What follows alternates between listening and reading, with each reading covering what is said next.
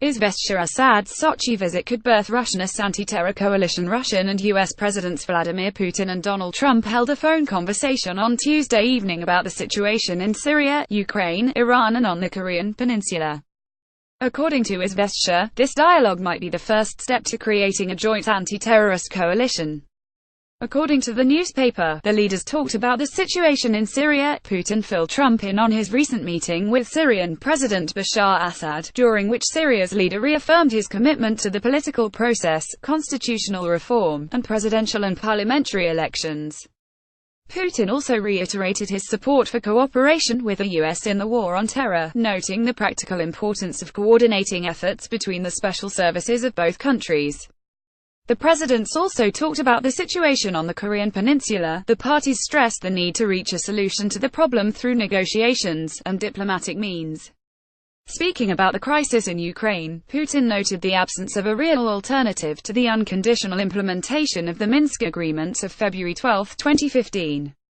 Chairman of the State Duma International Affairs Committee Leonid Slutsky told Izvestia that the conversation between Vladimir Putin and Donald Trump is a good response to those who are spinning the anti-Russian narrative and are trying to separate the two largest nuclear powers and whip up a conflict between them, using the most far-fetched reasons. The conversation was lengthy, but constructive. The main issue was the settling the Syrian crisis. Both presidents emphasized their commitment to preserving the country's territorial integrity and resolving the conflict by maximizing involvement of the opposition and its various groups and platforms in the negotiations. Trump once again returned to his pre-election rhetoric when he said that Assad should be fought against in Syria, he told the newspaper. According to him, the fact that Putin informed his American colleague about the talks with the Syrian president can be considered a good opportunity to start the creation of a joint anti-terrorist coalition. All this suggests that Putin and Trump generally agree on the basics of a progressive development in Russian-American cooperation in combating international terrorism, Slutsky added. Minchenko consulting President Evgeny Minchenko told Izvestia there are several reasons why the telephone conversation between Vladimir Putin and Donald Trump is vital. Firstly, it helps maintain at least some level of relations between Russia and the United States. Secondly, the important issue success in the fight against the Islamic State banned in Russia. The third component is connecting major points of interest. The Russia and Turkey talks have just been held. Russia now has a special relationship with Syria and Iran. The United States has obvious complications with NATO member Turkey. I think the coordination of these multifaceted negotiations between the countries' players with different interests is the main reason for this phone call, he told Izvestia. Nezavisaya Gazeta Transnistria might shift from Moscow to EU and Ukraine. The European Union will show interest in rapprochement with Transnistria and Moldova at the upcoming talks on settling the Transnistrian conflict set for November 24. Project director of the German-Russian Forum Alexander Ra told Nezavisaya Gazeta. Moldova's Parliament Deputy Bogdan Târdiu told the newspaper that the European Union's attention towards Transnistria lays the groundwork for talks about the possibility of integrating the unrecognized republic into the EU without Moldova. However, according to Ra, neither Moldova nor Transnistria has any real chances of becoming EU members.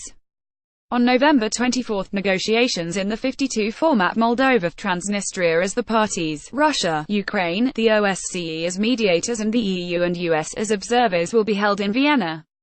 Last time, the talks were held in Berlin 1 year ago. Tiraspol had refused to meet, stating that the format is ineffective.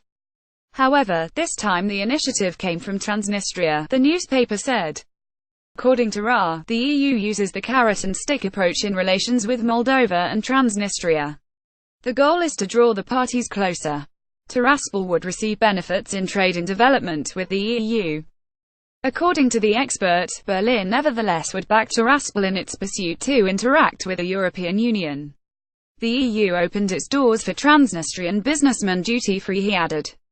According to the expert, for the time being, Transnistria will remain with Russia, and the future depends on the big game, in which Chisinau and Tiraspol are not the leading players, he concluded.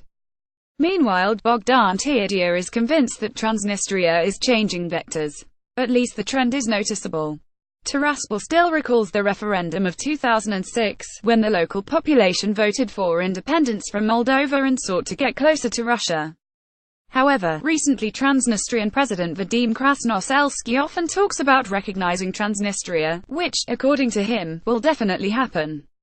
It seems that Tiraspol is somewhat distanced from Moscow and is getting closer to the EU and Ukraine, he told the newspaper. Ra does not agree with the lawmaker. According to the expert, Transnistria is not shifting its foreign policy course, but rather is trying to survive. To do this, it will use the protection of EU members, including Germany, he told Nezavisaya Gazeta. Nezavisaya Gazeta US likely to overtake Russia in oil production in the near future. The United States might surpass Russia and Saudi Arabia in terms of crude oil output, Nezavisaya Gazeta wrote. According to the newspaper, a rapid surge in U.S. production is expected even with low oil prices, which do not recoup expenditures on developing many Russian deposits, especially on the Arctic shelf. Falling costs in the shale revolution is the main contributing factor to America's oil output growth. Experts interviewed by the newspaper believe that production costs in Russia are 10 times lower, and production is restricted artificially to maintain high prices. The Russian government is currently preparing special incentives for launching complex deposits. A new draft law on excess profits tax will be discussed. According to the newspaper, to some extent, this approach is a response to the drastic change in U.S. production costs, which is likely to lead to the U.S. becoming a dominant force in the global oil and gas market. Russia produces 550 million tons of oil per year, but without problems it could increase this volume to 700 million tons. The restrictions are related only to the infrastructure for export and fear of destroying the market, since a barrel could cost $1,015 instead of the current $62. To maintain high prices, Russia initiated the OPEC agreement. The U.S. is in a completely different position. Russia is the largest exporter and the United States is trying to reduce their imports at the expense of production. The United States is one of the largest importers of oil in the world, so reducing its dependence on imports is a geopolitical task for them, leading expert of the Union of Oil and Gas Producers Rustam Tankayev told Nezavisaya Gazeta. According to the expert, Russia might still have something up its sleeve in terms of production costs. After the fall of the ruble, our oil production costs fell to $2.30 per barrel. At the moment they reach $3.20, which is 10 times less than that of American producers. Thus, shale oil in the interstate market is not our competitor, Tankayev said. Sanctions temporarily stalled technological imports in the oil and gas industry, but it did not lead to a complete cessation of all high-tech projects of Russian raw materials enterprises. Russia is likely to retain its international position in the production segment at a price of up to $15 per barrel and even strengthen it, despite some limitations. Although this will inevitably lead to a small decline of accessible reserves of high commerçant Rostec UAC merger might be on the horizon. A draft presidential decree on transferring the United Aircraft Corporation UAC to the state corporation Rostec is being prepared, Commerçant wrote. According to the newspaper, Russia's Industry and Trade Minister Denis Manturov, who considers it logical to merge all aircraft building assets into one holding structure, actively promoted the idea. The project is supported by a number of top managers in the aviation industry who count on financial assistance from Rostec. However, some officials believe that such a decision could overload Rostec, which already includes more than 700 organizations and enterprises. Two top managers in military-industrial complex and a government employee told Commerçant that the industry ministry prepared a draft decree on transferring shares of UAC to Rostec. The draft includes transferring 91.68% of the corporation's shares in federal ownership. Previous owners will retain the remaining 5.11% owned by Bank, and 3.68% will be in the hands of private shareholders, one of the sources told the newspaper. The idea of merging UAC and Rostec first surfaced in the spring. Rostec CEO Sergei Chemezov called the step expedient. According to the newspaper's source, Manturov is putting in a lot of effort to promote the project, as minister, as chairman of the UAC board of directors, and as head of Rostec's supervisory board. A number of objective reasons for the merger do exist, Commerçant source said. First and foremost, 6,070% of components for UAC manufactured aircraft are made by the corporation. Manturov is a supporter of consolidating industry assets, so from this point of view the proposal looks logical, a government official told the newspaper.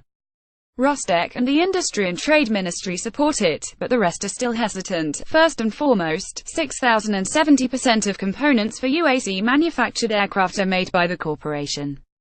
Manturov is a supporter of consolidating industry assets, so from this point of view the proposal looks logical, a government official told the newspaper. However, the government does not yet have a unified position, a high-ranking official told Kommersant. Rostec and the Industry and Trade Ministry support it, but the rest are still hesitating. It will be further discussed, the source said. According to the source, some government officials are convinced that Rostec should focus on the currently available assets, whereas merging UAC with the state corporation will simply overload it. If UAC fused with Rostec, the state corporation would consolidate the entire export and production potential of the aircraft industry, as Rosaboronexport, also a part of Rostec, is involved in concluding commercial arms contracts. Newspaper source expects that Russian President Vladimir Putin will make the final decision. Deputy head of the Center for Analysis of Strategies and Technologies Konstantin Makienko believes that transferring UAC to Rostec may not line, but rather complicate the management chain. Now, instead of waiting for a response from the UAC leadership, it will be necessary to wait for an answer from the state corporation, he noted. Izvestia NASA interested in Russian lunar stations. NASA might participate in Russian moon exploration missions, planned for the coming years. These intentions were discussed during a recent visit by NASA's Planetary Science Division Director James Green to Moscow, the Space Research Institute of the Russian Academy of Sciences told Izvestia. The information was confirmed by the U.S. Aerospace Agency and Roscosmos. During the talks held in Moscow in early October, NASA representatives, for the first time, showed an interest in participating in Russian projects to explore the Moon using automatic interplanetary stations.